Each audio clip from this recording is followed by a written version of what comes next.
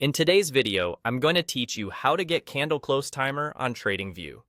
If you've ever wondered exactly how much time is left before the current candle closes and the next one opens, a candle close timer is the simplest way to keep track.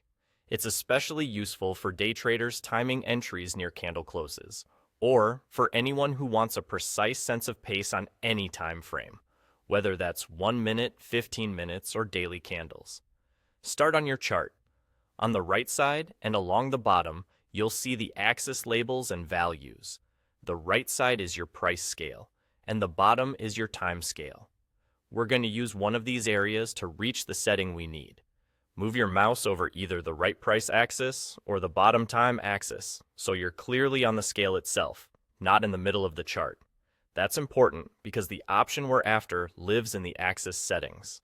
Next, right-click on one of those sides and select More Settings. This opens the Chart Settings panel so you can adjust how your scales behave. If you don't see more settings, make sure your cursor is actually on the axis, not the main chart area. You can use either the right or bottom axis.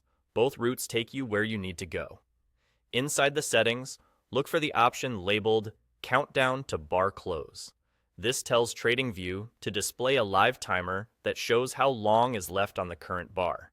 Tick the checkbox for Countdown to Bar Close, then click OK to apply and close the panel. That's it. You'll now see a countdown on your chart, typically near the axis area, updating in real time. The timer follows whatever time frame your chart is set to. On a 1-minute chart, it will count down from 60 seconds. On a 5-minute chart, from 5 minutes, and so on.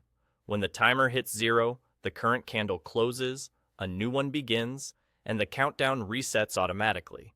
A couple of quick tips to help you get the most from this.